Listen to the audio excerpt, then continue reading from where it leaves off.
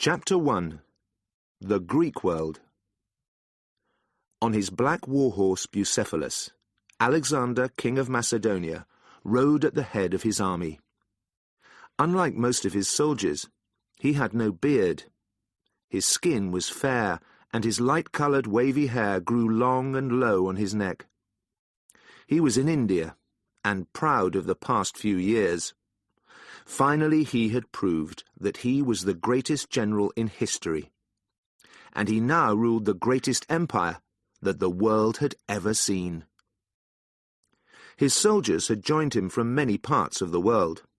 There were Thracians, Macedonians, and Greeks from southeastern Europe, Scythians, Bactrians, and Sogdians from Central Asia, and Indians, riding their enormous armoured war elephants. It seemed that no one could stop the march of this extraordinary army. Certainly not the Persians, who had once ruled much of Asia, but were now completely defeated by Alexander the Great. 2 centuries earlier, the Persians' enemy in Europe was Greece, not Macedonia. In those days, and during Alexander's lifetime, Greece was not a country. It was a collection of independent city-states, which shared a language, a religion, and a way of life.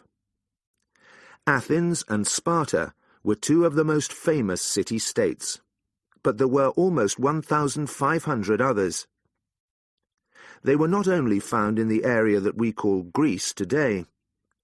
Greek people lived in coastal areas all around the Mediterranean and the Black Sea, Naples in Italy, Marseille in France, and Izmir in Turkey all started life as Greek city-states.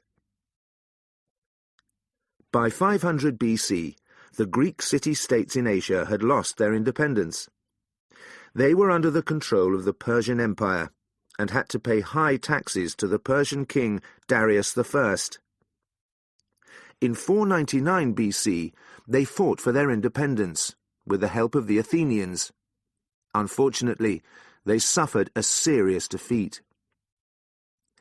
As punishment for this troublemaking, Darius decided to conquer the whole of present-day Greece. In 490 BC, he sent an enormous army to Athens, but the Athenians defeated it at the Battle of Marathon. After the battle, a messenger called Pheidippides ran straight home to Athens to tell everyone the good news. From Marathon to Athens was a distance of 42.195 kilometres. The same distance is called a marathon today, in memory of that great run. When King Darius died, his son Xerxes continued the war against Greece. In 480 BC, he sent another army, even larger than his father's one. It defeated the Spartans at Thermopylae, which means gates of fire, and marched towards Athens. The Athenians had to leave their city to escape the Persian army. While the Athenians were away, the Persians destroyed the buildings on the Acropolis, the religious part of the city. To the Greeks, this was unforgivable. But the Greeks soon made the Persians pay for their crimes. Athenian ships beat the Persians at sea in the Battle of Salamis, and then the armies of all Greece fought side by side to defeat the Persians at Plataea. Soon the Persian army returned to Asia. The danger had passed. But the Greeks never forgot that they had nearly become part of the Persian Empire. Although they had fought together in the Persian Wars, the city-states continued to be independent from each other. Some were ruled by a king or a small group of noblemen. Others, like Athens, were democracies and were ruled by the people. Unlike our democracies today, the ordinary people made all the political decisions. At least 40 times a year they came together in enormous numbers to discuss and vote on matters of government, whether to go to war, when to have public holidays, or how to reduce the number of accidents at sea. Women could not vote, but the ordinary men of these Greek democracies had real power. Religion was an important part of Greek life. There were many Greek gods. Zeus was the king of the gods, and he used thunder and lightning to punish the people on earth and send messages to them. He had many children, and they too were gods. His son Dionysus was god of the forces of nature. His daughter Athene was connected with learning, and there were many more. All over the Greek world, people used to visit special places to ask the gods for advice. They asked whether they should start a new business or choose a wife. As city officials, they asked whether they should build a new temple or go to war. Communicating through religious officials, the gods gave them complicated answers that could often be understood in different ways. In the 6th century BC, for example, the Athenians sent officials to the Greeks' most important religious centre, Delphi. They asked the god Apollo how they should protect themselves from attack by the Persians, and were told that they would be safe from the Persians behind a wall of wood. After much discussion, the Athenians decided that the wall of wood meant ships. They built warships and learnt to sail them. A few years later, they defeated the Persians at sea. The Greeks believed that the greatest heroes, like Hercules, went to live with the gods when they died. Ordinary people went to a dark place below the earth, called the underworld.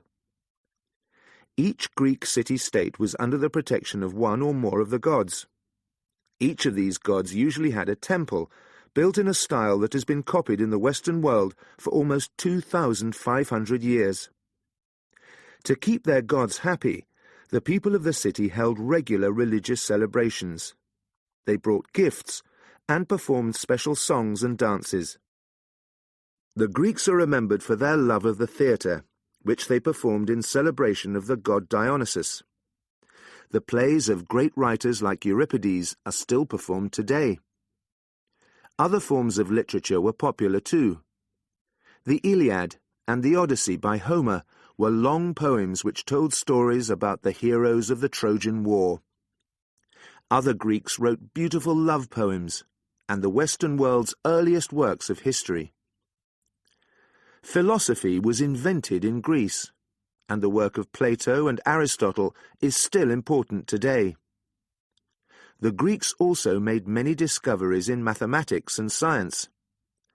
Hippocrates, a doctor of the 5th century BC, is now called the father of medicine.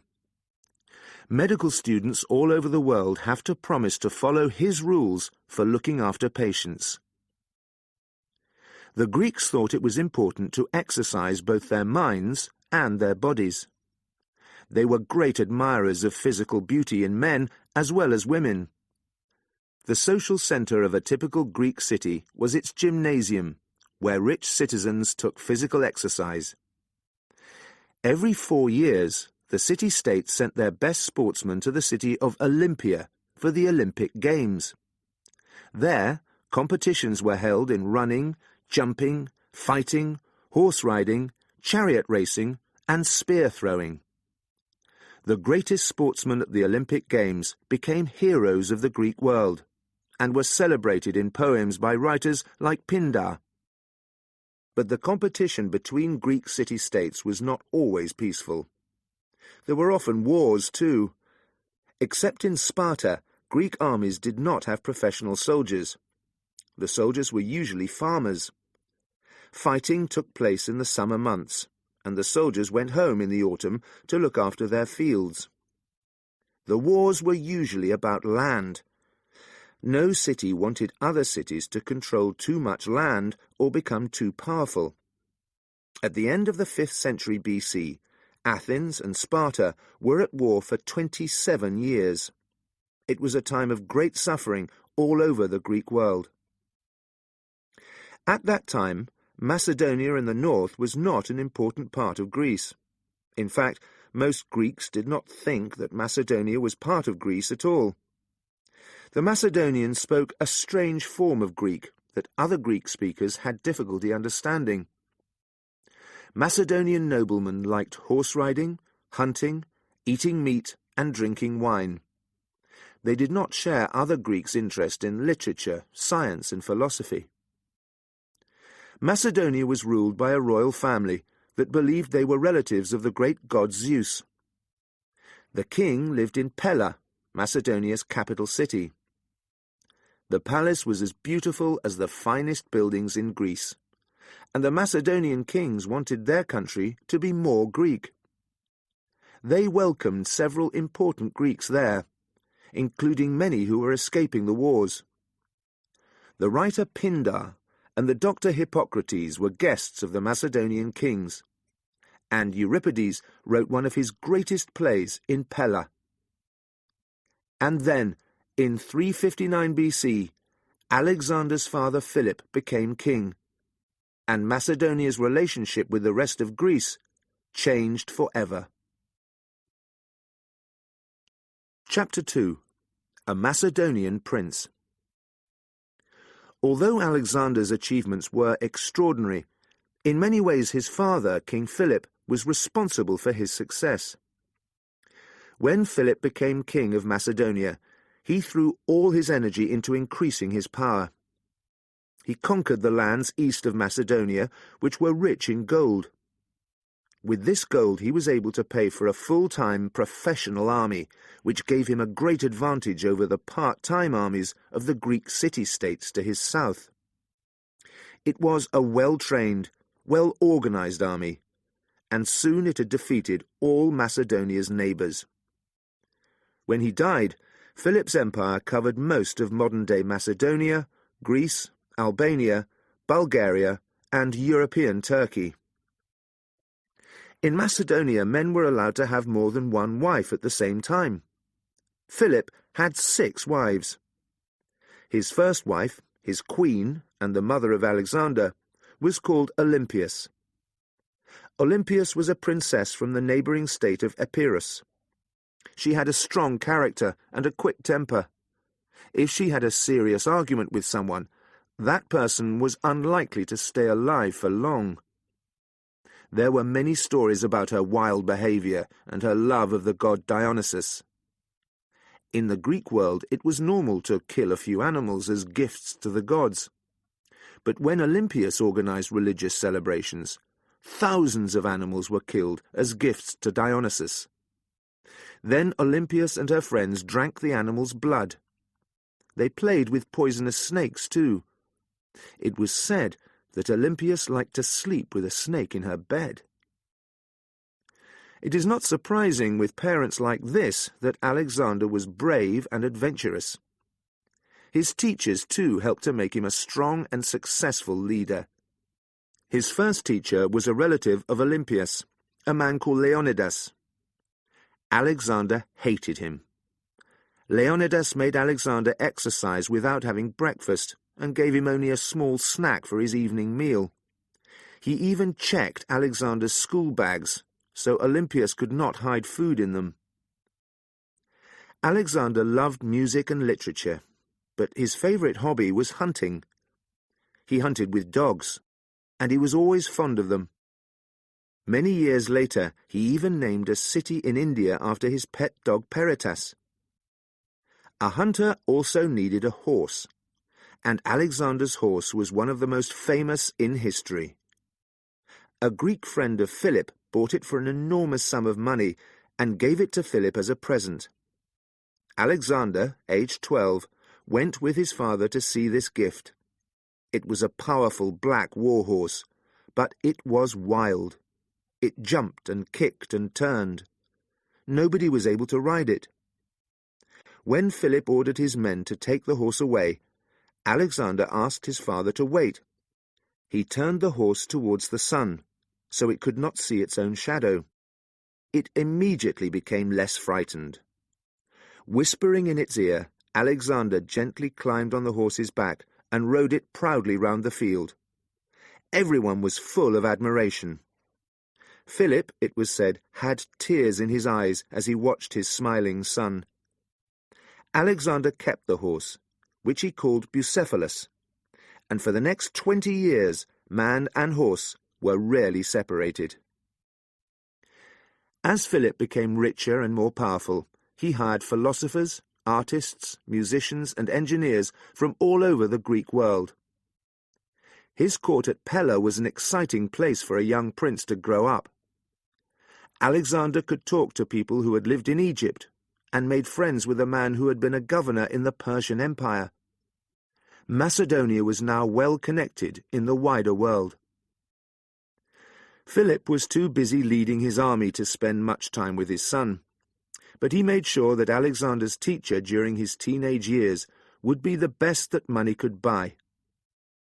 When Alexander was 13, his father hired Aristotle, a student of the great philosopher Plato. At that time, Aristotle was an unknown teacher with thin legs and small eyes.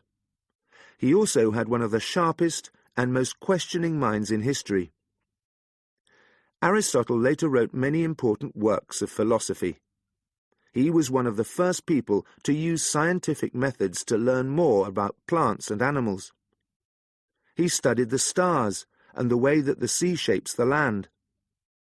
He wrote about politics and literature.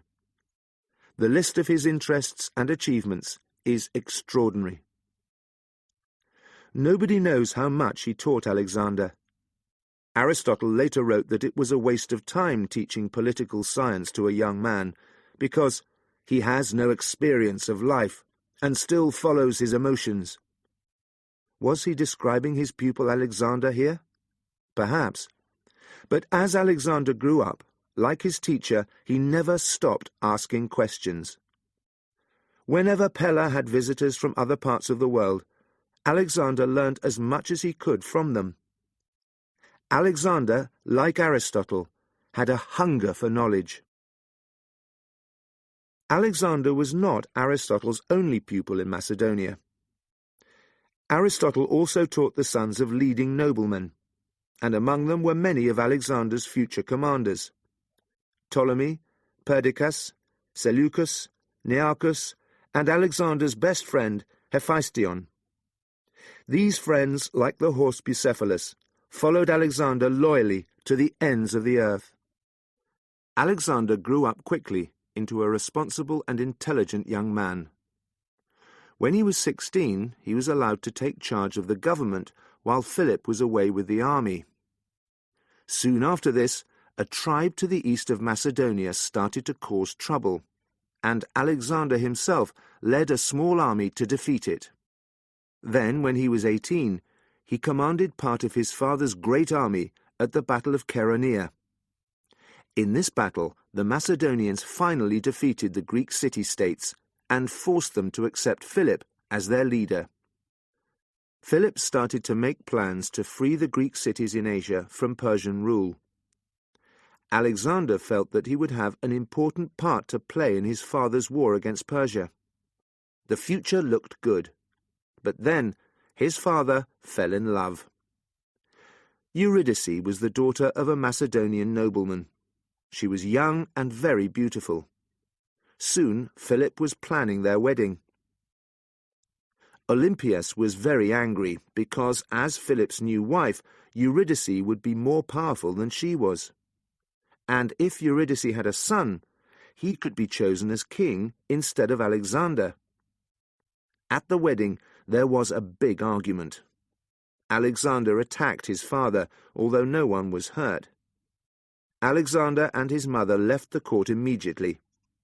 Alexander soon returned, but his mother went to live in her home country, Epirus. Without his mother, Alexander was very nervous about his position at court. Then he heard news that made him even more worried. In preparation for his war on Persia, Philip was in contact with the king of Caria, on the western edge of the Persian Empire, and the two rulers wanted to arrange a family marriage. As well as Alexander, Philip had another son, Alexander's half-brother, Aristeus. He had learning difficulties and could never be given adult responsibilities. Philip suggested that Aristeus should marry a Carian princess. Alexander could not understand why his father wanted this royal marriage for Aristeus and not for him. He sent friends to the Carian court to say that he would make a much better husband than his half-brother. The Carian king was pleased at first, But Philip was very angry when he heard what Alexander had done. He did not want to waste Alexander on a small country like Caria. Alexander's friends were sent away from Macedonia, and soon the Carian king got worried and lost interest in a marriage with anyone in Philip's family. Alexander had ruined everything. His position at court became even weaker than before. As Philip sent part of his army into Asia to start the war against Persia, he planned another wedding. Cleopatra, Alexander's sister, was marrying her uncle, the king of Epirus. All the local rulers in Philip's empire were there. But Olympias, who was Cleopatra's mother, as well as the king of Epirus's sister, was not at the wedding. Since he was joining the royal families of Epirus and Macedonia with this new marriage, Philip did not need Olympias and her Epirot connections. After the wedding, Philip was walking to the celebrations with Alexander and his daughter's new husband. His endless battles had left him with one eye and a bad leg, but he was still full of energy, dreaming of a successful war in Persia. Suddenly, a man moved towards them. It was one of Philip's bodyguards. Without a word, he pushed a knife into Philip's chest. Then he ran, but he fell as he tried to get on his horse, and Philip's other bodyguards soon killed him. There was no hope for King Philip. He was dead. Chapter 3. The Young King. We will never know why Philip was killed. He certainly had many political enemies inside and outside his empire who had the money to pay for his murder. Some people at the time said that Philip and his murderer had argued about a lover. But it is more likely that Olympias was responsible. Philip had not included his first wife in his plans for Macedonia's great future. So Olympias, quick-tempered and dangerous, had arranged his murder. She would have more power as King Alexander's mother than as King Philip's unwanted wife. But in Macedonia, rule did not always pass to the dead king's oldest son. At the time of his father's murder, many people did not want Alexander as their king. He was still only 20, too young, they said, to take on the responsibility of Macedonian rule. He was half Epirot, not a true Macedonian, because his mother was from Epirus. And his Epirot mother was wild and irresponsible, perhaps even her husband's murderer. There were two other serious possibilities for the next king. One was General Attalus, Eurydice's uncle, who wanted to rule Macedonia through Eurydice and Philip's new baby son. The other was Amyntas. 23 years earlier, Amyntas had been a child of 2 when his father, King Perdiccas, had died. Philip was Perdiccas's younger brother, and had ruled in the place of his baby nephew. When Amyntas became an adult, Philip was so powerful and successful that nobody questioned his right to continue ruling. Amyntas was now 25.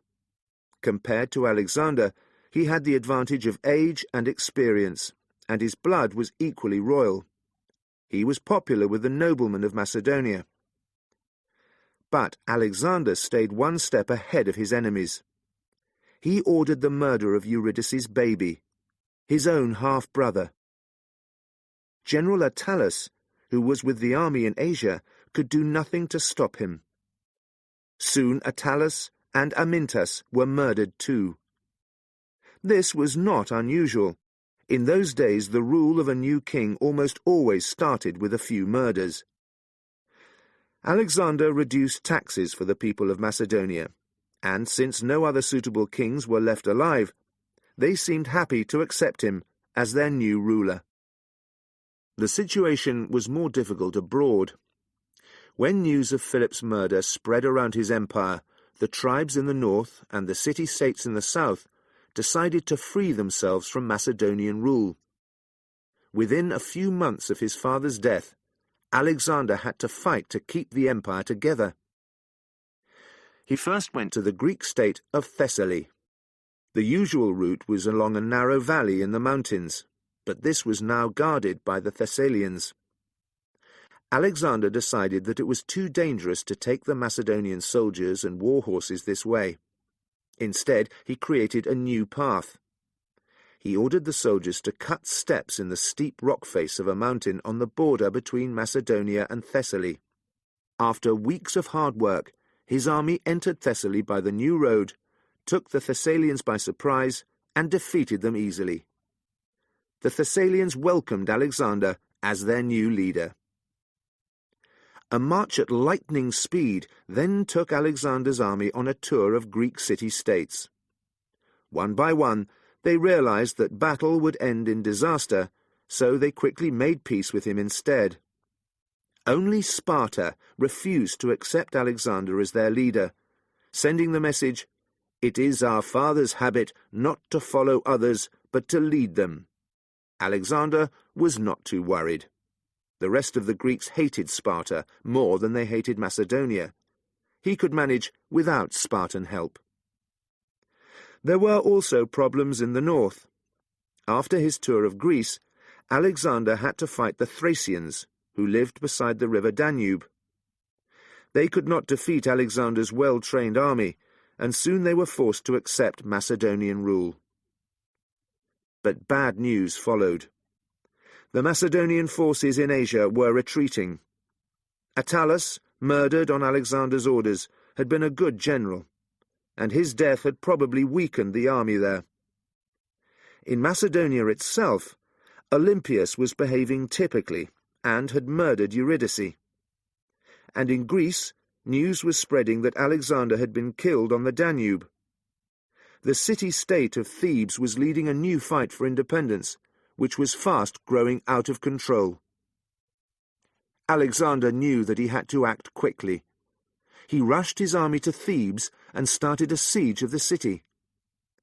When an unguarded gate in the city wall was found, the Macedonians soon forced their way into the city. Alexander called a meeting with the neighbouring Greek city-states, who had for many years suffered bad treatment at the hands of power-hungry Thebes. When he asked them what should happen to Thebes, they voted to destroy it completely. Thebes came to a violent end. The city's riches were taken. A few houses were left untouched. 150 years earlier, the Theban writer Pindar had written poems for the Macedonian king, and now his house was safe. But the rest were burnt to the ground. 30,000 Thebans, including women and children, were taken prisoner and sold as slaves. The terrible news soon spread around Greece. No other city-state was interested in continuing their fight for independence now. Everyone rushed to prove that they were Alexander's greatest allies. At last, Alexander could turn his attention to Asia. It was time to plan his war against the Persian Empire. Alexander called together forces from many lands, foot soldiers from Illyria and Thrace, horsemen from Thessaly, warships from Athens, archers from Crete, as well as the highly trained Macedonian army. To this he added doctors, long-distance runners, engineers, religious men, specialists in digging for gold and jewels, and a historian called Callisthenes to record his great achievements. Alexander left his mother Olympias in charge of Macedonia, with his father's loyal general Antipater to lead her army. Then he marched to the Dardanelles, a narrow piece of water that separates Europe from Asia in present-day Turkey. While Alexander's second-in-command, General Parmenion, led the main army into Asia by the shortest sea crossing, Alexander himself decided to see some sights. His destination was the ruined city of Troy, scene of the legendary Trojan War, where Greeks and Asians had fought for the first time. The Greeks believed that the war had started 1,000 years before the time of Alexander, when Paris, a Trojan prince, stole the beautiful Helen from her Greek husband Menelaus. Of all the heroes of the Trojan War, the greatest was Achilles. When he was a baby, his immortal mother had held his heel and covered the rest of his body in the water of the legendary river Styx. After this, he could only be hurt on his heel. Achilles grew up handsome and brave. At the start of the Trojan War, his mother gave him a choice. He could stay at home, live a normal life, and die an old man, or he could go to Troy, die young, and be famous forever. Of course, Achilles chose Troy. He was the fastest runner and the strongest fighter in the Greek army, but he also had a quick temper.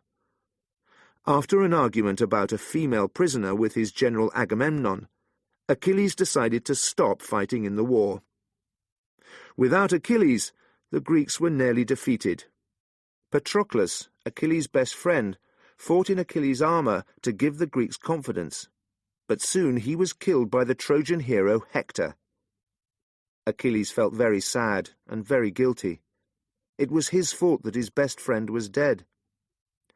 Dressed in new armour created by the gods, he returned to battle and did not stop fighting until he had killed Patroclus' killer, Hector. He tied Hector's body to his chariot and pulled it through the dust. But later in the war, Achilles himself was killed when Paris shot him in the heel with a poisoned arrow. This was a story that Alexander had read from his early childhood. He was even thought to be a relative of Achilles, through his mother Olympias and the royal family of Epirus. His teacher Aristotle had prepared for him a special copy of the Iliad, Homer's great poem about Achilles. This copy was so important to Alexander that he liked to rest his head on it when he slept. For many years people had compared Alexander and his best friend Hephaestion to Achilles and Patroclus.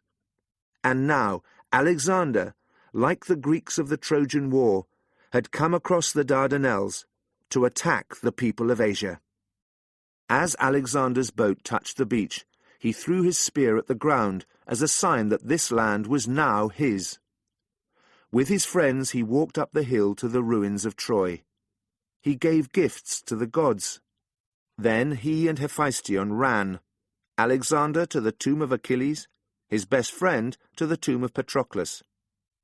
Next he went to the temple of Athene, where he exchanged his own armour for a shield, which, according to legend, had been used in the Trojan War. With his beautiful shield from the age of heroes, he went to rejoin his army as the new Achilles. We can only wonder if he thought about the choice of futures that Achilles had been given by his mother. Like Achilles, Alexander chose to fight battles and live famously. Did he guess that, like Achilles, he would never return to his homeland or live to middle age?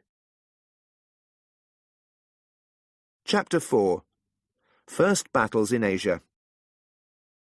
Until Alexander could prove that he was stronger than the Persian Empire, the Greek cities in Asia refused to help him. He had very little food or pay left for his men. He needed to defeat the Persians in battle quickly, but the Persian commanders were discussing other plans. At this time, the soldiers in the Persian army were mostly Greek.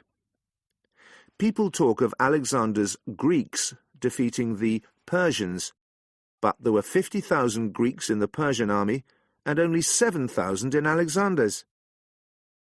In Greece, it was difficult to earn a living if you did not own land.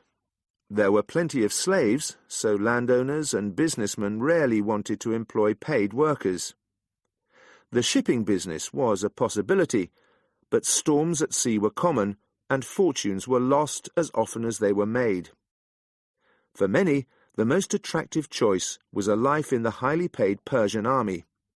The army was full of failed Greek farmers and businessmen, younger sons who owned no land, and politicians who were not welcome in the city of their birth. A Greek general called Memnon had been responsible for the Macedonians' most recent defeats. He had grown up on the island of Rhodes, spent some time living in Macedonia, and come to Asia 15 years before Alexander. His wife Barsine was Persian, and he now owned a large farm, a present from the Persian king for his loyal service. Memnon now had a plan to defeat Alexander. The Persians should not face the Macedonians in battle, he advised. Instead, they should burn their own farms and make sure Alexander's army could get no food. If Alexander did not win a battle, the Greek cities would not help him. Soon his hungry soldiers would have to return to Europe. The rest of the Persian commanders disagreed with Memnon. Instead, they decided to defend their country in battle. The Persian army grouped on the east bank of the river Granicus. When Alexander heard the news, he realized his luck and ordered his soldiers to march there as quickly as possible. Some of Alexander's advisers warned him that, for religious reasons, it was not a good month for a battle. Alexander acted typically. He created a new month. Alexander and his army reached the Granicus in late afternoon. The Persians had chosen their position well. The river was 20 meters wide and ran fast between steep, muddy banks. If Alexander ordered his army to cross the river, it would be easy for the Persians to cut them down in the mud.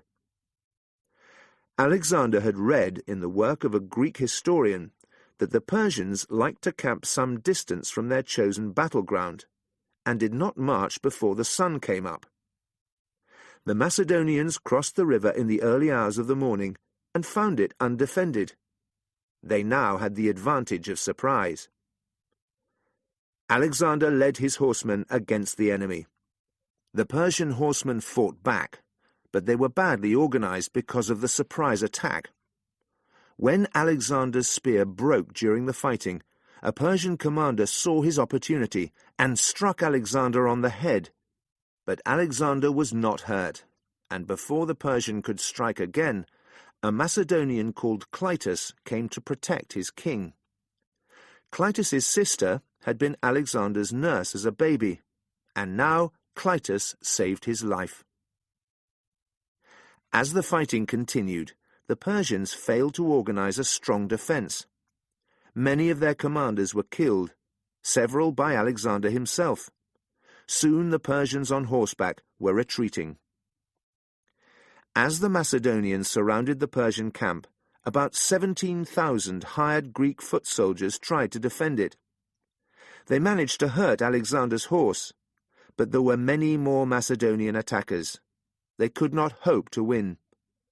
2,000 were taken prisoner, and later sent to Macedonia as slaves. The rest were killed. Alexander used this cruel treatment as a message to other Greeks. Leave the Persian army and stop fighting your own countrymen.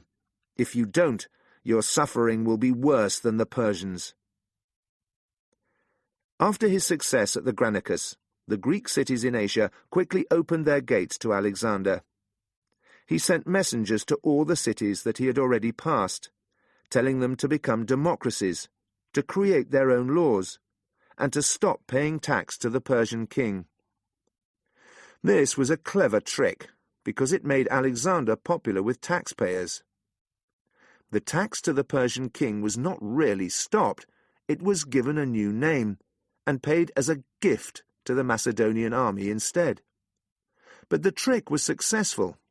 The Persian-supported local rulers lost their power without any danger to the Macedonian army. The cities became democratic, and Alexander grew so popular that many people in the area started to think of him as a god. Alexander marched south into Caria, where he had in the past hoped to marry the daughter of his father's ally, the Carian king. At the border he was met by Queen Ada, who had been the wife of an earlier king. Now she was almost a prisoner in her own home under the new king, a Persian called Orontobates. She had a strange suggestion for Alexander. He should become her adopted son and take Orontobates' place as the true king.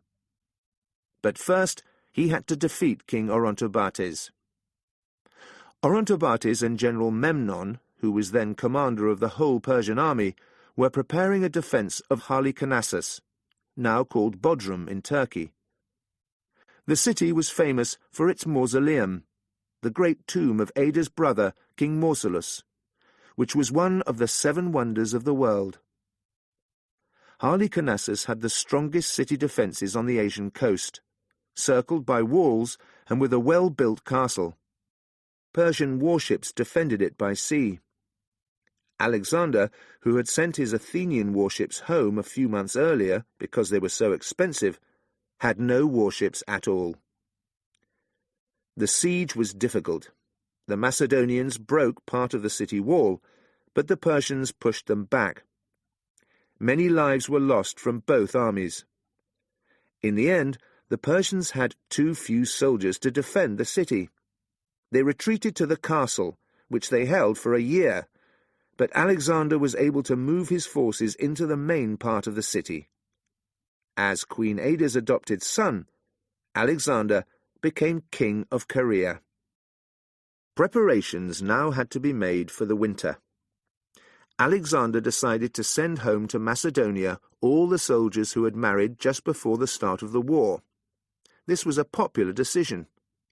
Alexander's army now loved their leader more than ever. Alexander left his mother, Queen Ada, in charge of Caria. With the rest of the army, he marched to Gordium in central Turkey, and waited there for the return of the newly married soldiers. During the winter, Alexander became interested in a local legend. In Gordian's palace, which had in the past been the home of the kings of Phrygia, there was an old chariot. It was tied to a piece of wood by a complicated knot that no one had ever managed to untie. According to legend, Asia would one day be ruled by the person who could untie the knot. Alexander decided that he would untie the knot. In front of all his soldiers, he moved towards the chariot. After some minutes, the knot was broken. But there were 2 different stories from the people who were watching. Some said that Alexander's success with the knot was real. Others said that they saw him use his knife to cut it. We will never know. But that night the gods seemed to send a sign of their support when thunder and lightning filled the sky. Word spread among his soldiers and the local people. Alexander, who had untied the Gordian knot, was the future ruler of all Asia. Chapter 5. Face to face with Darius. While Alexander was at Gordium, the Persians started to make more plans to defeat him. The Macedonians had no warships. The Persians had 300. It was time for the Persians to take advantage of their power at sea. Led by General Memnon, they took back the Greek islands of Chios and Lesbos. They planned to continue by sea towards central Greece, and they hoped that Sparta would soon lead a Greek independence movement against the Macedonians. If the Persians created enough problems in Greece, Alexander would have to go home. They also decided, finally, to burn all the fields before Alexander reached them, so his army would have nothing to eat. Marching south, Alexander found burning fields everywhere. Then, when he got to the city of Tarsus, in present-day southern Turkey, he became ill with a high fever, perhaps because of a swim in an icy river. His doctors feared for his life, but a Greek doctor called Philip, who had looked after Alexander as a boy, suggested a treatment that might help. As the doctor went to prepare the medicine, Alexander was given a letter from General Parmenion, his second-in-command. It said that Philip had been paid by the Persian king to kill Alexander. But when Philip returned with the medicine, Alexander drank it immediately, without questioning his doctor's loyalty. And after several weeks he got better. In Alexander's world, death by poison was not uncommon, and the ability to know friend from enemy was very useful. Memnon was not as lucky as Alexander. While fighting on Lesbos, he suddenly became ill and died. This was a serious problem for the Persians. Without Memnon and his knowledge of Greece, they did not feel confident that they could fight a war successfully against the Macedonians in Europe. Although Memnon's plan had worked very well until then, they decided to change it completely. The great king of Persia, Darius III, took personal control of the situation. We know little about this king. Although he had royal blood, he was not a close relative of the Persian kings that had ruled before him.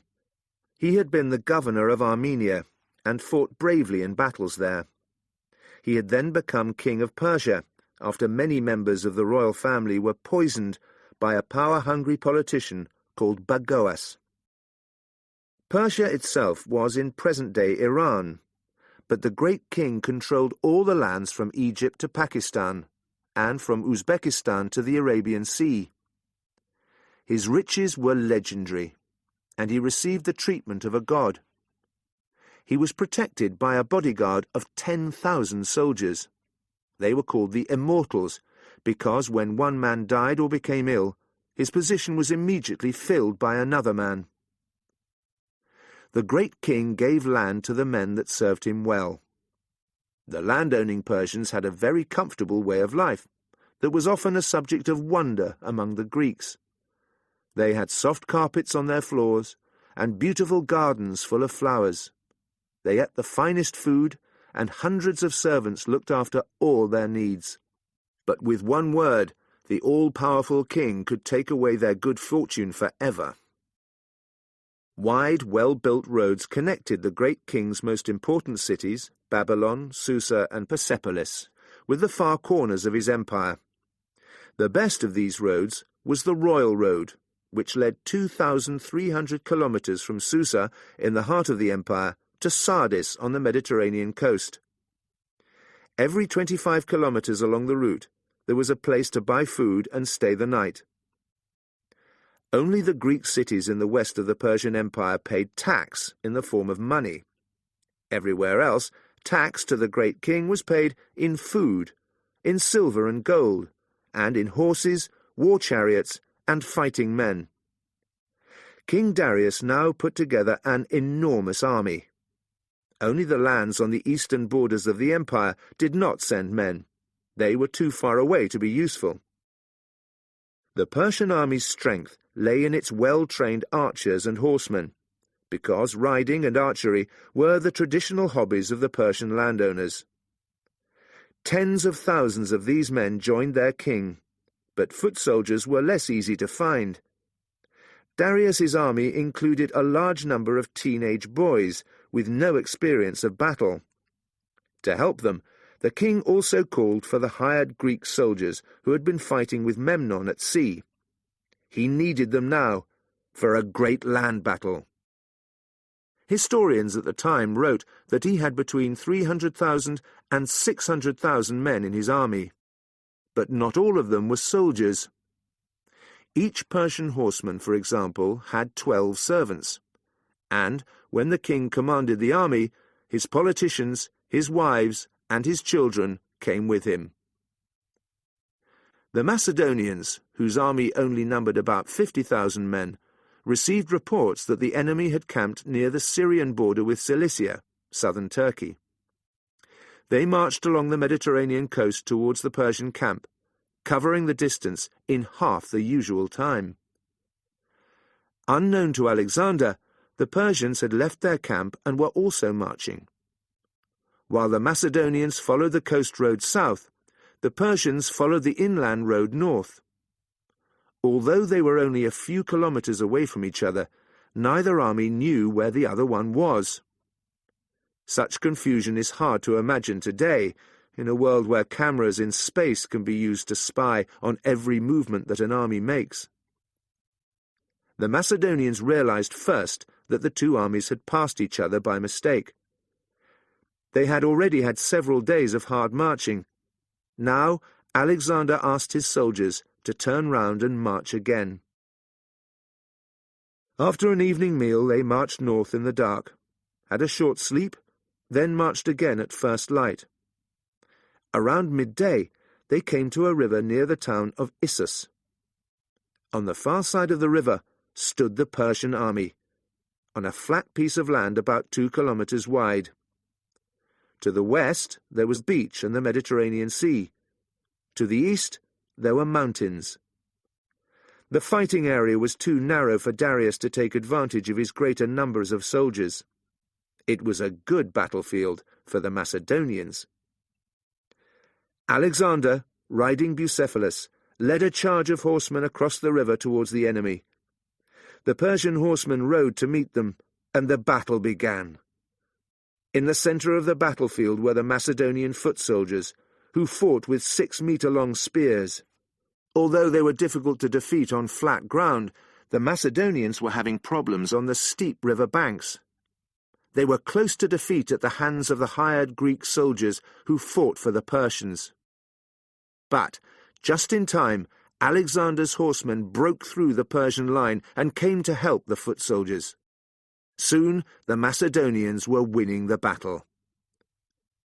King Darius was watching the fighting from his chariot. As Alexander and his Macedonian horsemen moved towards him from 2 sides, the eyes of the 2 kings met for a moment.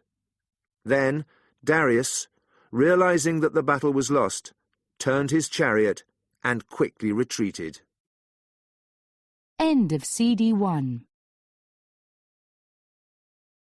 CD 2. Chapter 6. South to Egypt. Darius escaped over the mountains on horseback, leaving his spear in his chariot. But the Battle of Issus was a serious defeat for the Persians. Enormous numbers of Persians died. The rest of the Persian army broke into small groups, and most of the hired Greeks sailed home in Persian warships. King Darius lost much more than his soldiers and ships. The Macedonians found extraordinary riches left near the battlefield, and even more at the city of Damascus. There were 220 kilograms of silver, and as many gold coins as Alexander's father, King Philip, had received in tax from his empire in a whole year. There were piles of cups, bowls, and boxes made of gold. Alexander liked one gold box so much that he decided to keep his favourite copy of the Iliad in it. There were thousands of servants, including 329 female musicians, 319 cooks, and 70 wine waiters, who had come to look after the great king while he commanded the army. And, most important of all, the Macedonians took prisoner Darius's wife, mother, and children. Alexander made sure that the Persian royal family received royal treatment. They were given fine clothes and jewellery to wear, and had a comfortable place to live. Soon Darius wrote to Alexander asking for his family's return. But Alexander replied that the royal family would only be freed if Darius called him King Alexander of Asia. "If you think you have a right to your empire, stand and fight for it," wrote Alexander. "Do not run away, because I will come after you wherever you go." Another prisoner was the dead General Memnon's beautiful Persian wife, Barsine. She had lived for a short time in Macedonia when her father, a Persian governor, had become unpopular with the Persian king.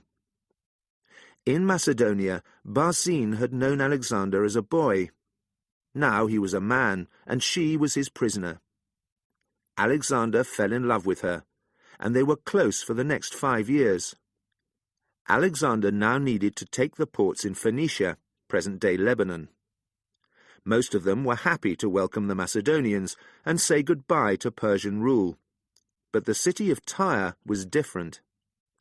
Tyre stood on an island about 1 kilometre out to sea and was ringed by a wall 50 metres high. Few cities were as difficult to attack, but Alexander, as usual, wasted no time in worrying about the difficulty of his job. He told his engineers to build a wide road across the sea to the island of Tyre.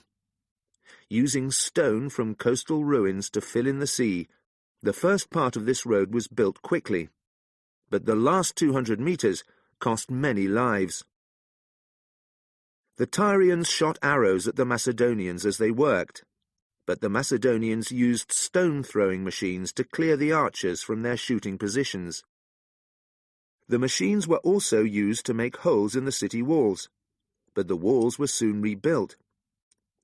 When the Tyrians sailed burning ships into enemy lines to destroy the Macedonians' wooden war machines, the Macedonians found other ways to destroy the Tyrian defences.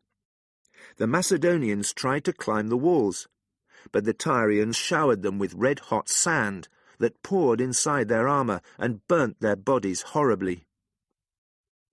As time went on, Alexander was helped by other Phoenician cities, and by the Greeks who lived on Cyprus and Rhodes. More than 6 months after the start of the siege, the Macedonians and their allies attacked the island on all sides with ships and machines of war. Finally, Alexander and his soldiers managed to fight their way over the walls. The Tyrians defended themselves bravely, but the city was taken. 10,000 Tyrians were killed, and 30,000 were sold as slaves. The results of Alexander's siege can still be seen. Tyre exists today, but it is not on an island. The coastline was changed forever by the road that Alexander's soldiers built across the sea. South of Tyre, Alexander took the city of Gaza after a 2-month siege. The whole male population was killed. Then Alexander tied the feet of their dead king Battis to his chariot and pulled it round the city. His hero Achilles had done the same in the Iliad, with the body of Patroclus's killer Hector. Alexander then marched south to Egypt, a land rich in gold and farmland. In later years, when Rome was all-powerful and had a city population of 1 million, most of the Romans' food came from the valley of the Nile. The Egyptians were understandably proud of their long history. Their religion and their writing had begun almost 3,000 years before the time of Alexander, and their form of government had too. The Egyptians had built extraordinary tombs for their kings, or pharaohs. The greatest of these, the tomb of Khufu at Giza, continued to be the tallest building in the world until the 19th century. But when it was built in the 26th century BC, the Greeks had not yet even learned how to write. For centuries, Egypt had been one of the most powerful countries in the Middle East. But in 525 BC, it had fallen under Persian rule. Its people had never fully accepted this situation, and had regularly fought for their independence. Now they welcomed Alexander as their new ruler. They were deeply religious, and they saw that Alexander had a better attitude than the Persian kings to the Egyptian gods. They gladly made him their pharaoh. As pharaoh, he was believed to be a living god, son of the Egyptian creator god Amun. After spending time in Egypt's capital city Memphis, near present-day Cairo, Alexander travelled north to the mouth of the river Nile. There he organized the building of a new city, Alexandria.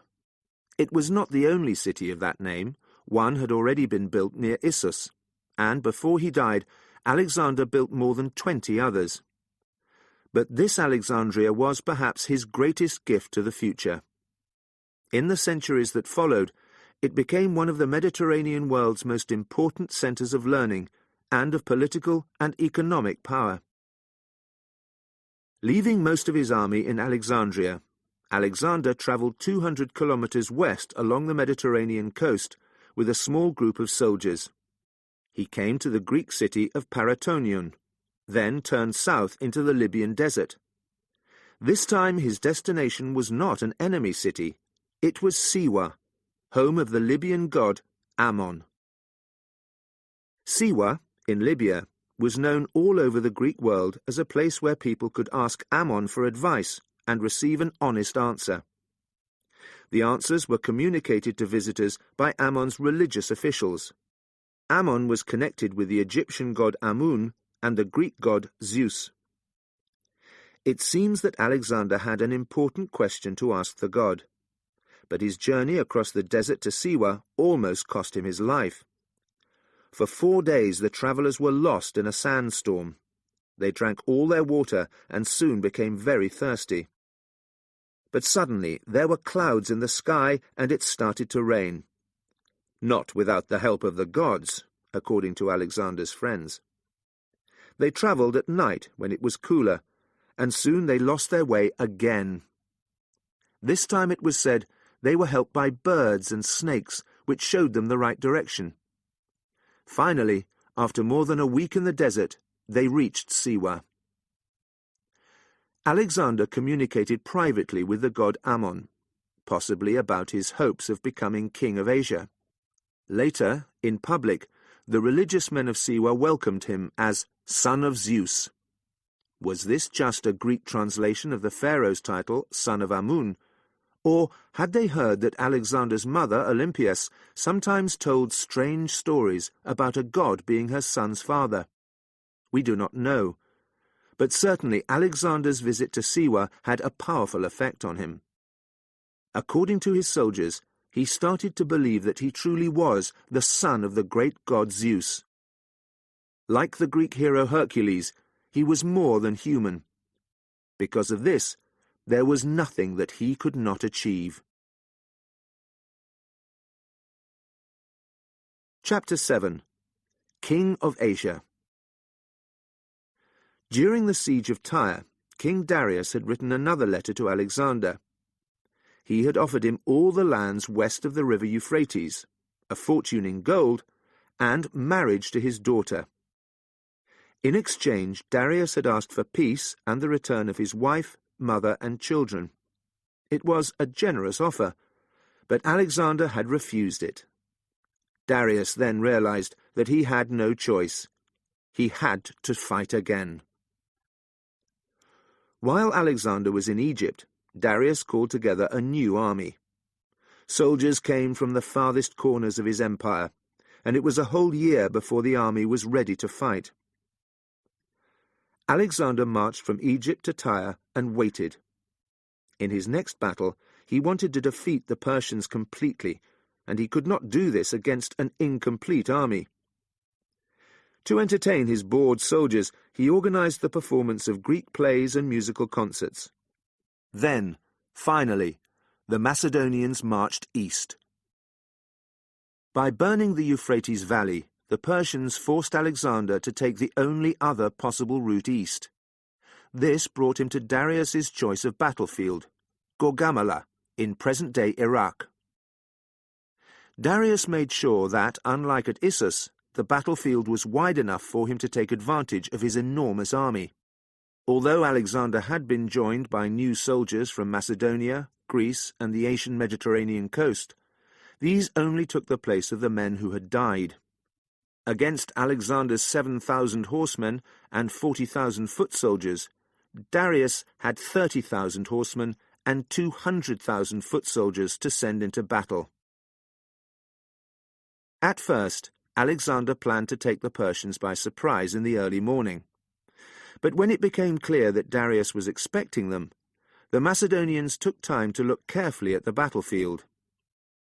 In the centre of the field, they saw that spears had been stuck in the ground to hurt any horses that ran at the enemy lines. They saw elephants, a frightening sight for men who had never met such enormous animals before, and for their horses.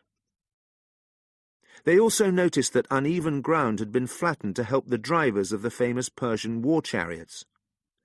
Darius had 200 of these chariots, with spears pointing out in front of the horses and long knives fixed to the wheels. It is unlikely that the ordinary Macedonian soldiers were feeling confident before the battle.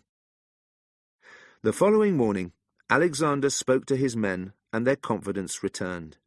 He called to the gods, "If I am truly the son of Zeus, you will defend us and help to make us strong." Then he led the attack. Horsemen and foot soldiers charged towards the centre of the Persian line, then suddenly turned right to an area where there were no spears or elephants. Darius's horsemen from the centre rushed to meet them, but they were unable to surround the Macedonians as they had hoped. Fighting hard, the Macedonians drove them back. At the same time, the Persian chariots charged at the foot soldiers in the Macedonian centre, but Alexander's archers managed to kill many of the chariot drivers before they reached the soldiers. When a chariot came close, the Macedonians moved sideways, and the chariot, which could not turn quickly, went straight through the hole in the line. The chariots were not causing the damage that Darius had hoped for. On Alexander's left, the Persians broke through the Macedonian defences, but they did not use the situation to their advantage. Instead, they went in search of the Persian royal family and tried to free Darius's mother. Now Alexander took his chance. When the enemy horsemen had rushed to meet the first Macedonian charge, they had left a weak point in the centre of Darius's line. Alexander attacked at this point, passing the elephants and going straight towards the chariot of the Persian king. Alexander, it is said, threw a spear at Darius, but it missed and killed his chariot driver instead. Soon, as at Issus, Darius was rushing from the battlefield in his chariot. This time, Alexander did not want him to escape. He took 2,000 horsemen and hurried after him. But the dust made it difficult to see, and many Persians were trying to follow their king as well. In the confusion, Hephaestion and many of Alexander's other friends were hurt. The Macedonians continued the chase at high speed, but Darius managed to get away. With the disappearance of their king, the Persian soldiers were soon defeated. As at Issus, enormous numbers of Persians died. The Macedonians too lost many men, and more than 1,000 horses died in the battle or from their race to catch Darius. Alexander marched through rich farmland to Babylon. Its governor came to meet him and offered him the city without a fight. Alexander entered the city gates in his chariot, riding through streets covered with flowers. The Babylonians, like the Egyptians, had suffered 200 years of unpopular Persian rule and welcomed a change enthusiastically. Alexander was careful not to follow the Persian habit of insulting the Babylonian gods. He gave gifts to the great god Bel-Marduk and paid for the rebuilding of temples which had been damaged under the Persians. He spent a few weeks relaxing in the great city with his army. He probably found time to visit the famous Hanging Gardens, a park planted with trees and flowers on many different levels. Like the mausoleum at Halicarnassus, this was one of the 7 wonders of the world. Alexander left Babylon to be ruled by its Persian governor, who had fought against the Macedonians at Gorgamala just a short time before. Many people were surprised at this, thinking that only Greek speakers should rule Alexander's new empire. But later there were other Persian-born governors. The next great city on Alexander's route east was Susa. The climate there was so hot, it was said, that at midday snakes could not cross the road for fear of being burnt by the sun. But its people gave Alexander a warm welcome, and its great riches made it an attractive destination. After sitting in the royal seat of gold in Darius's palace, Alexander took control of 1.5 million kilograms of gold. His financial difficulties at the start of the war were now just a memory. Then came Bucephalus, in the heart of Persia itself. It was natural to expect the Persians to defend their homeland. Alexander led a small group of horsemen and foot soldiers through the mountains to defeat any Persian forces that were defending the mountain roads. The path was steep, narrow, and covered in snow. After 4 days' climb, the Macedonians came to the Persian gates, a wall of rock in the mountains that marked the entrance to the Persian homeland. As they passed, they were attacked by an enemy army which was much larger than their own small group. Great stones fell on top of them from the mountain heights, and they were shot at on all sides by Persian archers and stone throwers. Alexander had no choice. He had to order a retreat. If Alexander left these Persians undefeated, they could attack his main army, led by his second-in-command Parmenion, on its way to Bucephalus. There was only one hope of success, but it was very dangerous. With half his soldiers, Alexander followed a local guide along a small path used only by animals and their owners. At night, as the wind blew snow in their faces, they ran through the mountains. In the early morning, they rejoined the main path beyond the Persians' position and took the Persians by surprise. With Macedonians in front and behind them, the Persians suffered a terrible defeat. Only a few escaped death. Finally, in January 330 BC, Bucephalus lay undefended.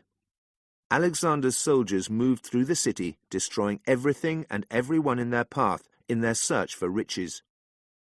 For many, the long journey from Europe was now well rewarded, as they found extraordinary quantities of gold and silver, jewellery and expensive clothes. But the greatest riches were saved for the Macedonian king. At Bucephalus, Alexander found 3 million kilograms of royal Persian gold. It took 15,000 animals to move it, under Alexander's orders, to Susa.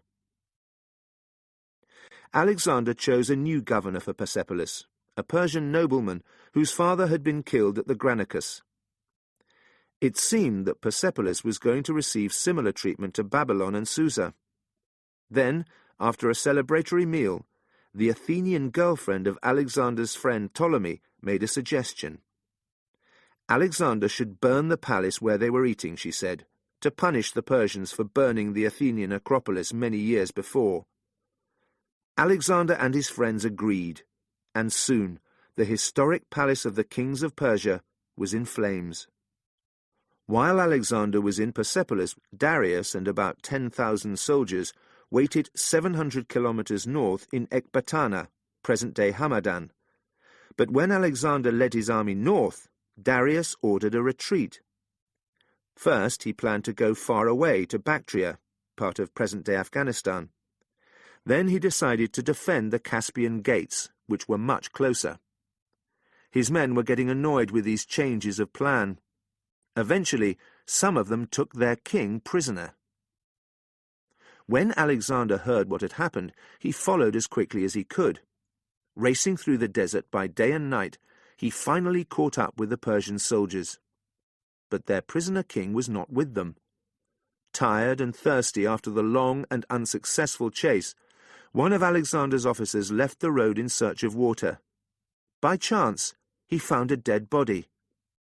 It was King Darius, murdered by his own men. Exactly 150 years after King Xerxes' wrongdoings in Athens, the rule of the Persian kings was at an end. Alexander started wearing the great king's royal hat and purple-edged clothes, making it clear to the Persians that he was now their great king.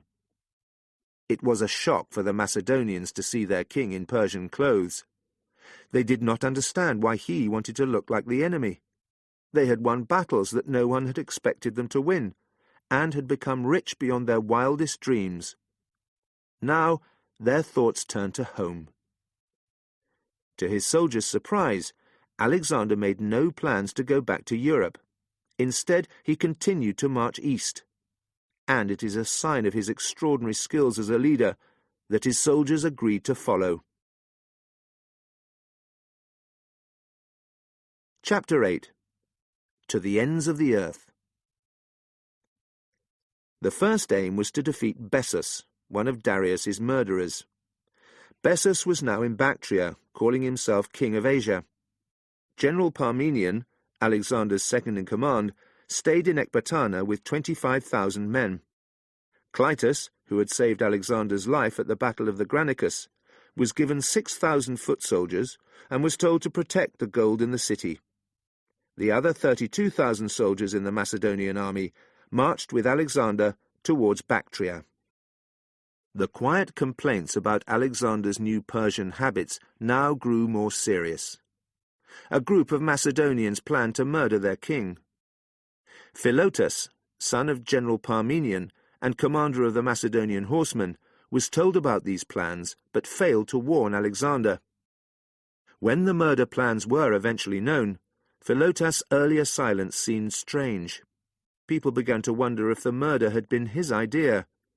Philotas was found guilty and killed. We know that Philotas was a powerful commander who had openly criticized Alexander. We do not know if he was really responsible for the murder plans. Now, though, Alexander had real cause to worry, because Philotas' father, General Parmenion, controlled half of the army at the time of his son's death. It was possible that Parmenion would turn against Alexander in anger at the treatment of his son. It was even possible that Parmenion himself had made the plans to murder Alexander.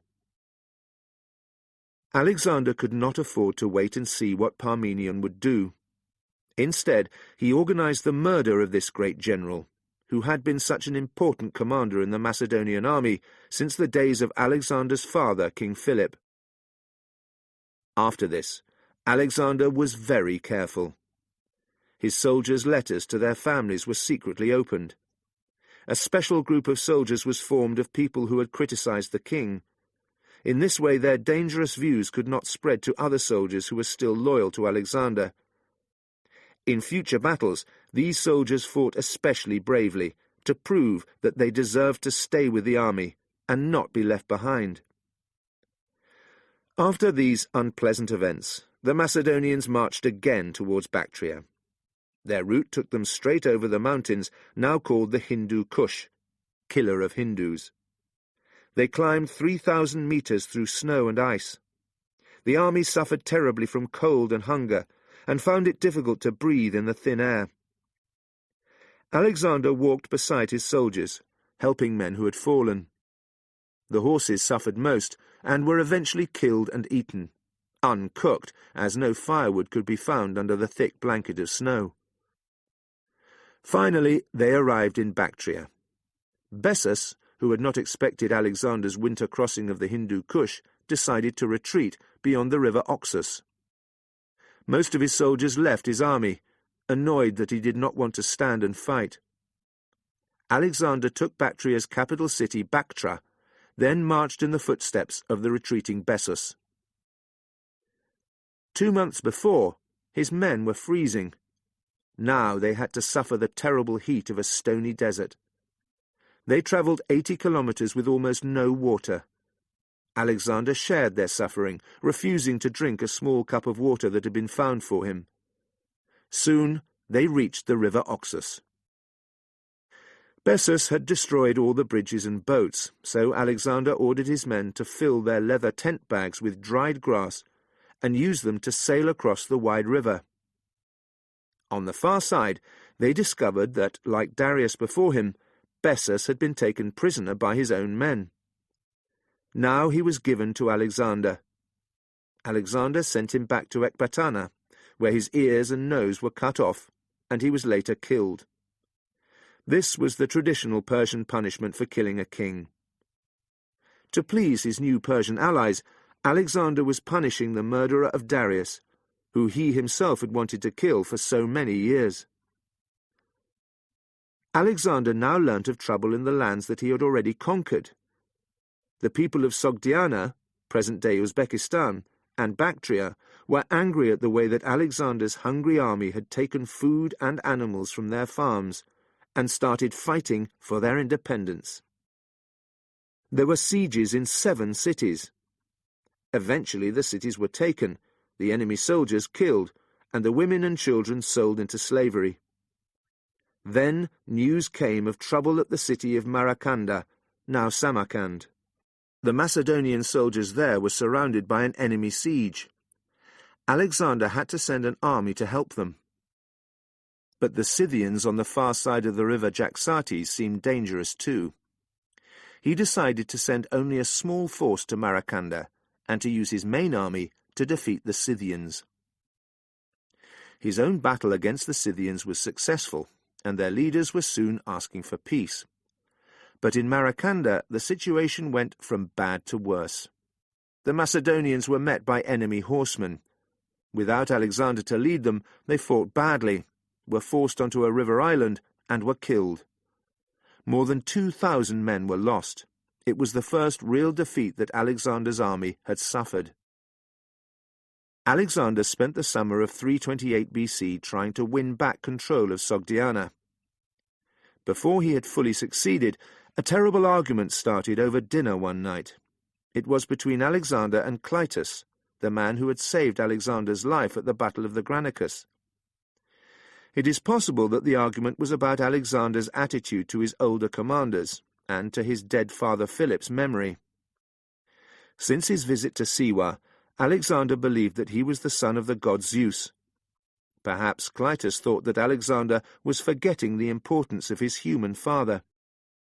Certainly many insults were exchanged, and in the end Alexander killed Clytus with a spear. In the morning Alexander felt terrible about losing his temper so violently. He went to his tent and refused to come out for several days. But the murder could not be undone. After this, it seems likely that his relationship with his commanders was different. Clytus had been killed because he had criticized the king. Nobody else wanted to die for the same reason. The war, though, started to go better after this. The Sogdians, led by Oxyates, waited behind steep hilltop defences. They told Alexander that they would only become his allies if he could find soldiers with wings. Instead, he chose 300 soldiers to climb the rock face during the night, just like modern rock climbers. They climbed to a position above the Sogdians.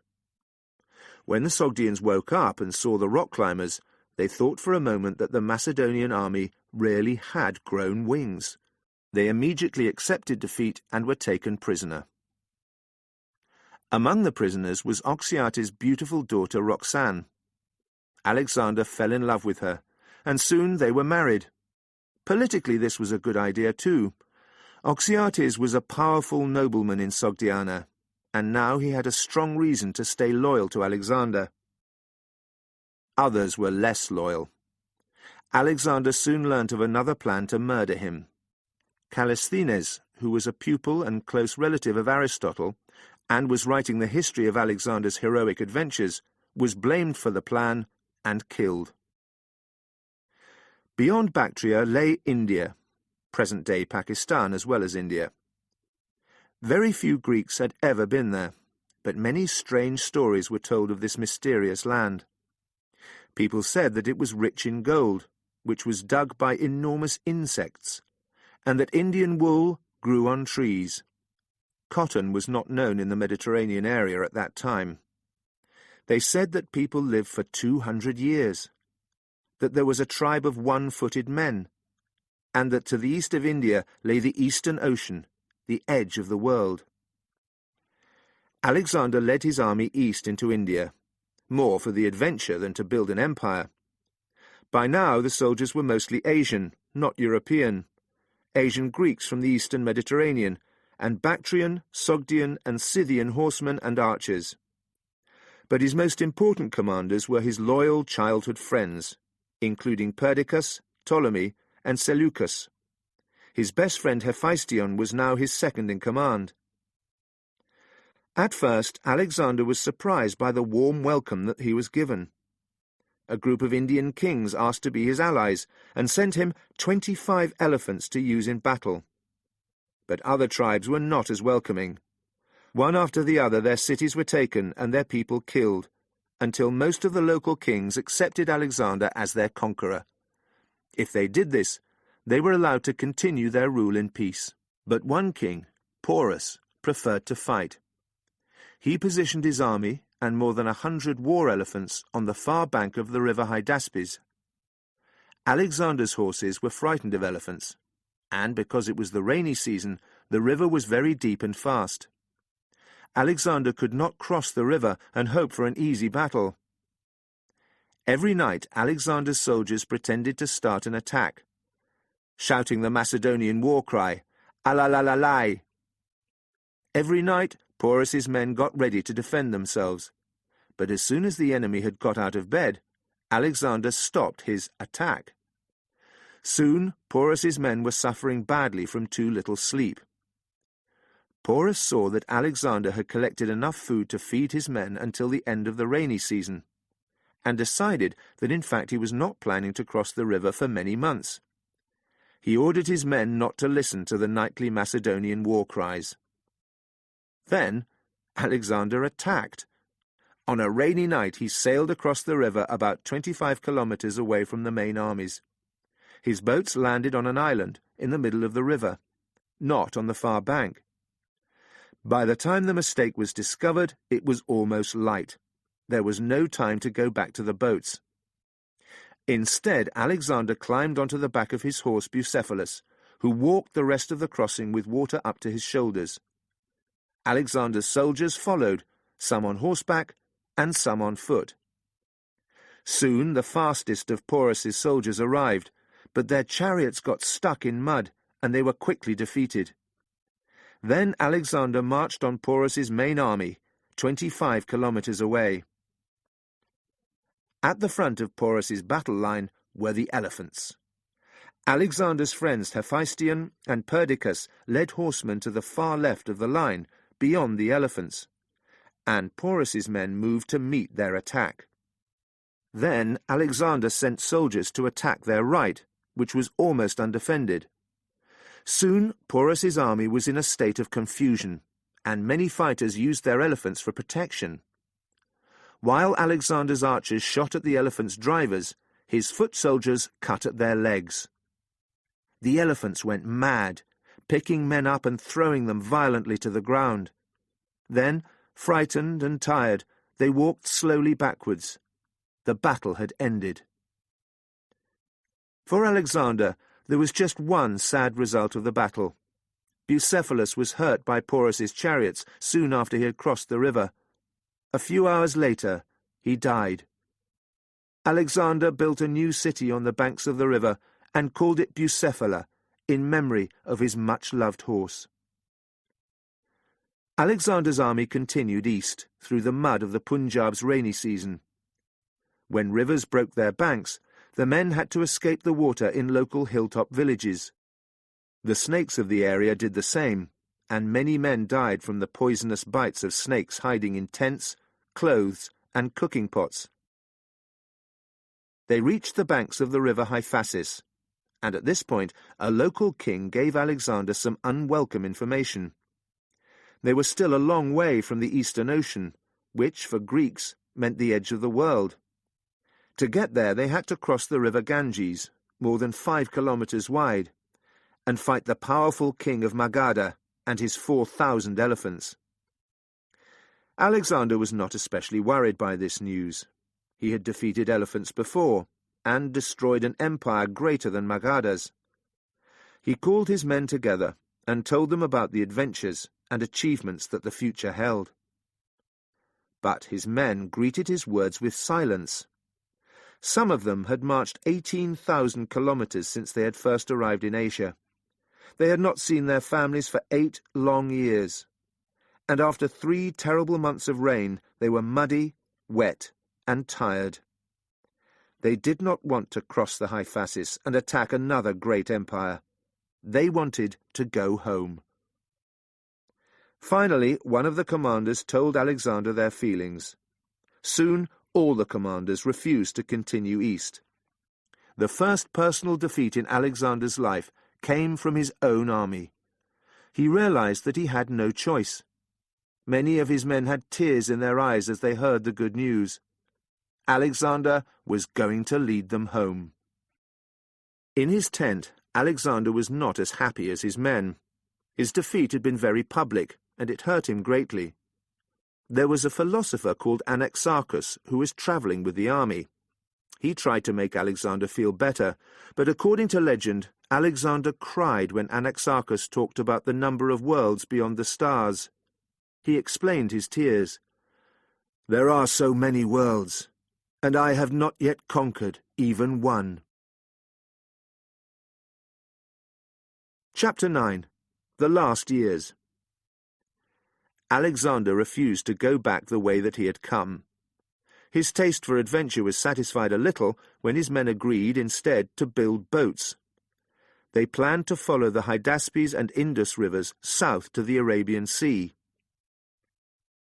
The journey started well, but it was difficult to sail so many boats on unfamiliar waters.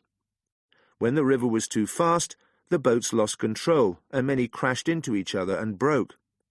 On one occasion, Alexander had to swim for his life.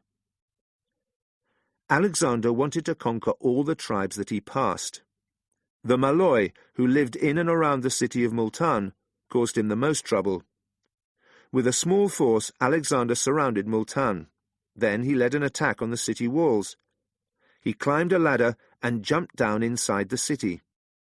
But the enemy managed to break the rest of the Macedonian ladders, and only 3 of his bodyguards were able to follow him. They fought bravely, but they were attacked on 3 sides. Other Macedonians arrived as quickly as they could, climbing on each other's shoulders to get to the top of the walls.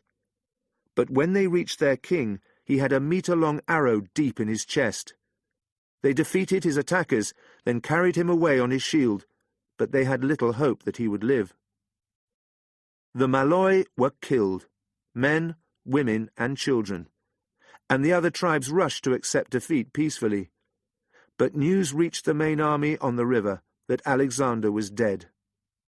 When he finally arrived, not only alive, but able to ride and walk, they cried with happiness. They thought that Alexander must truly be protected by the gods. Alexander's soldiers fought bloody battles against the Brahmins, which brought the total number of Indian dead in the last 6 months to 250,000. Then the rainy season began again, and there were terrible storms. When they finally reached the Arabian Sea, they gave thanks to the gods. They did not know that the most difficult part of their journey was still ahead of them. 200 years before, the Persian king Cyrus the Great had lost a whole army in the Gedrosian desert.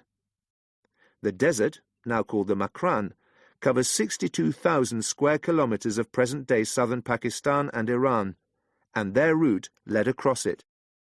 Alexander led a force by land, carrying water for the men who sailed the ships. Alexander's friend Nearchus was in charge of the ships, which brought food for the land army. It was impossible to pull enough food for everyone through the sand of the desert. The sailors and soldiers needed each other. But the storms of the rainy season delayed the ships after Alexander's army had already entered the desert. Then the local people started fighting, and the ships were unable to take on board all the food that they needed. In the desert, the sand was deep, and the soldiers' legs sank into it. It had been blown into steep mountains and valleys, so every kilometre felt like 10. Occasionally they came to a watering place. There, thirsty men dived into the water and drank so greedily that they died. The expected rains came late, and when they did, they arrived very forcefully.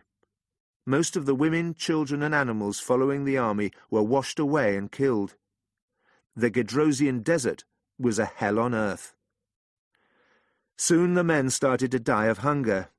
If they left the army in search of food, they were likely to be killed by poisonous plants or snakes.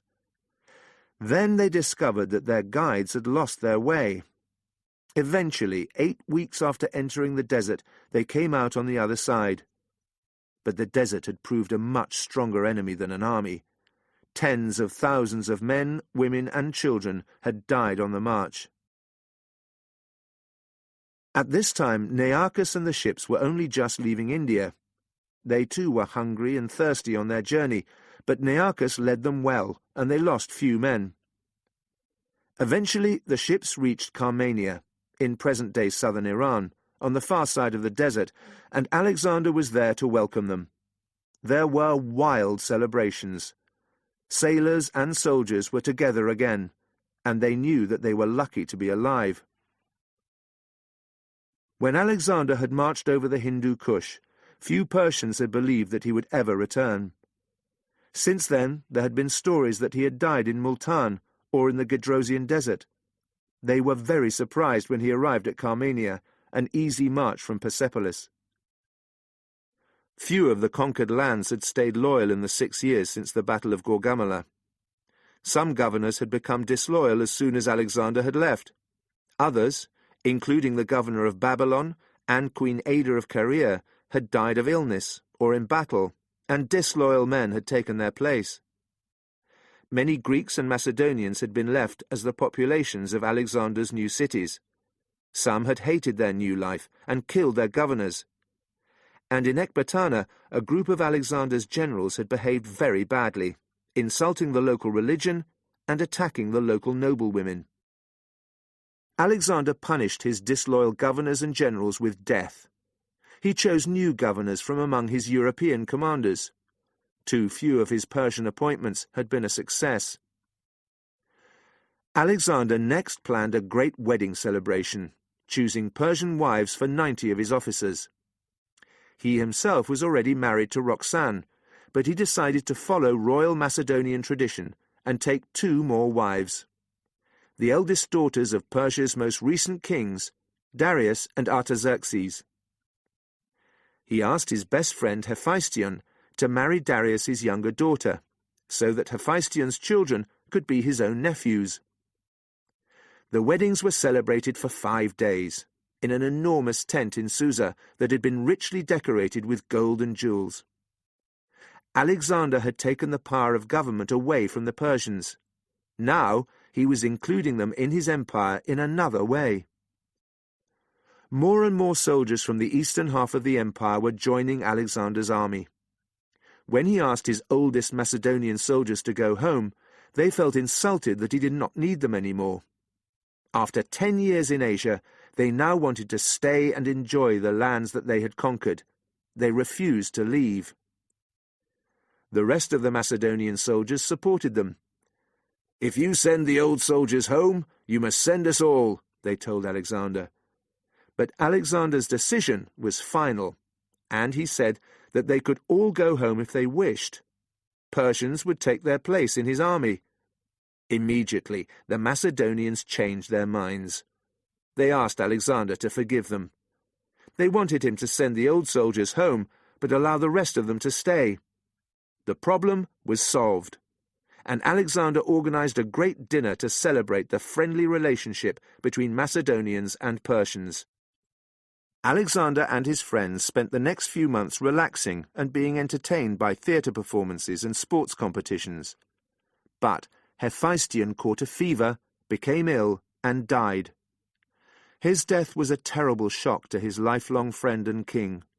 For many weeks he was unable to think about anything else. Slowly Alexander returned to his usual business. He planned to send ships and a land army around the coast of Arabia from Persia to Egypt. Other ships were going to check if the Caspian Sea was part of a northern ocean or joined the Black Sea. Although its southern coast was part of the empire, no one seemed to know at that time that the Caspian Sea was actually a lake. But in Babylon, Alexander suddenly became ill. Possibly he had been poisoned by his officers.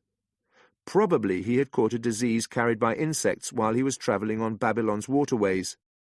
He had a high fever, and after a week he could not talk.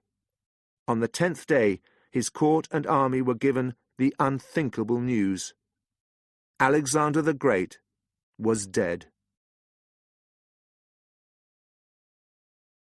Chapter 10. After Alexander. Although Alexander's achievements had spread Greek customs far into Asia, the Greeks in Europe were pleased about his death and decided to fight for their independence.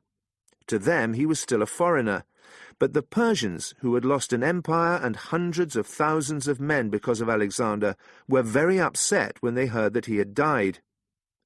King Darius's mother, who had become Alexander's prisoner after the Battle of Issus, stopped eating when she heard the news, and was dead herself 5 days later. Alexander had become the Persians' great king, whose rule followed the traditions of the past. He had been their friend as well as their conqueror, and, rightly, they feared a future without him.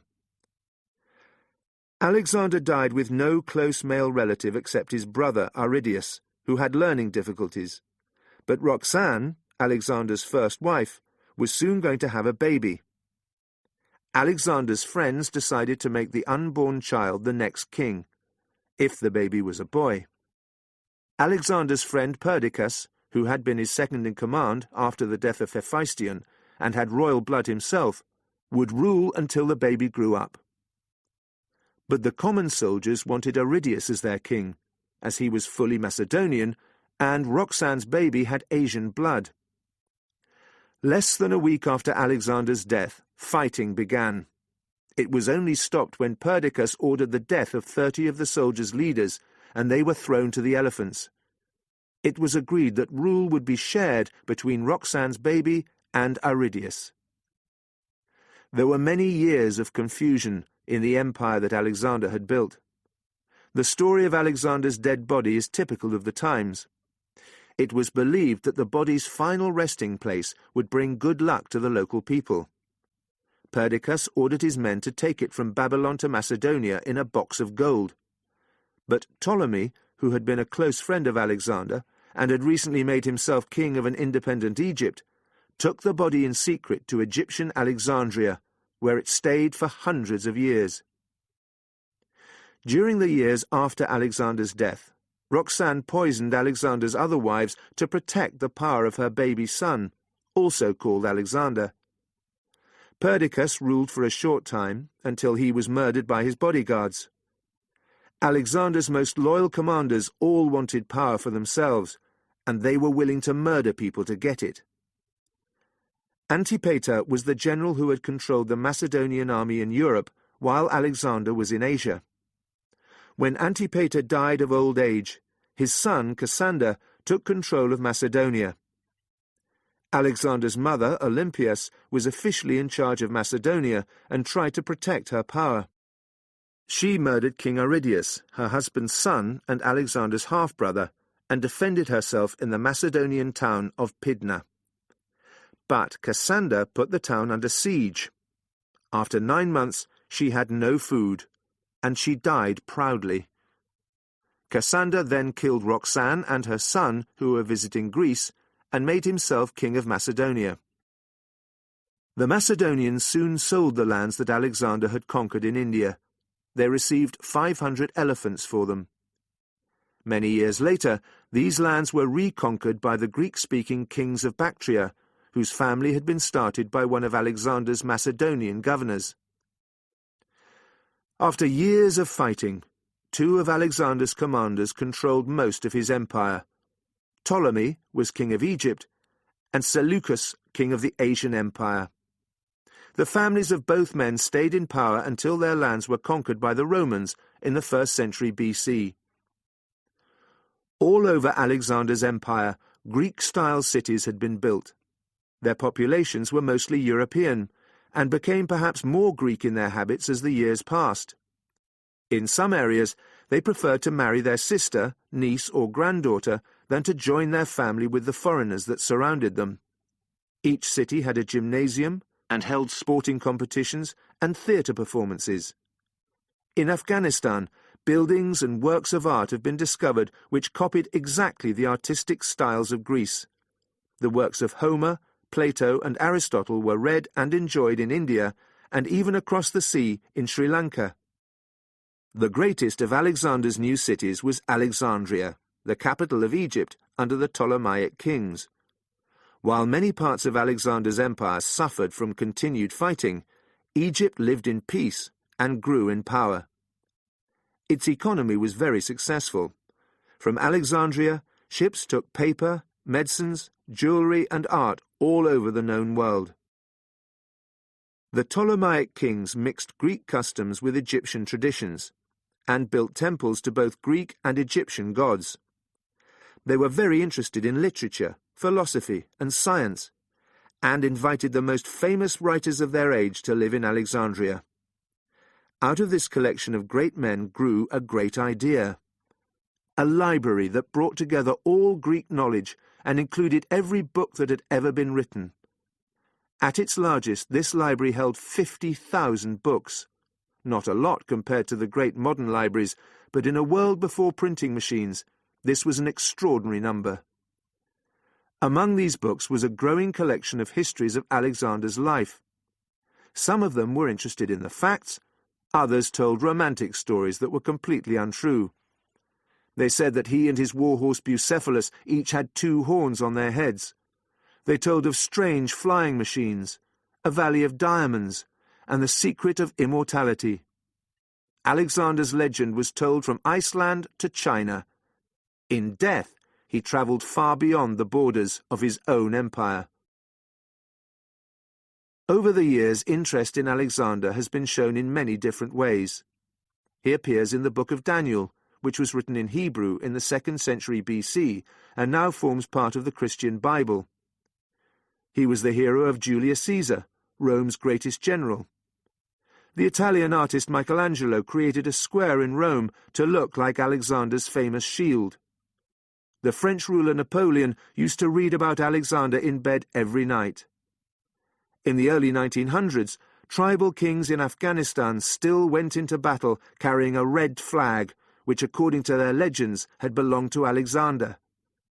And in 2004, Alexander's extraordinary story was brought to life in a $155 million Hollywood film. It starred Colin Farrell as Alexander and was watched in cinemas all around the world. Alexander the Great may be more famous in the 21st century than he ever was.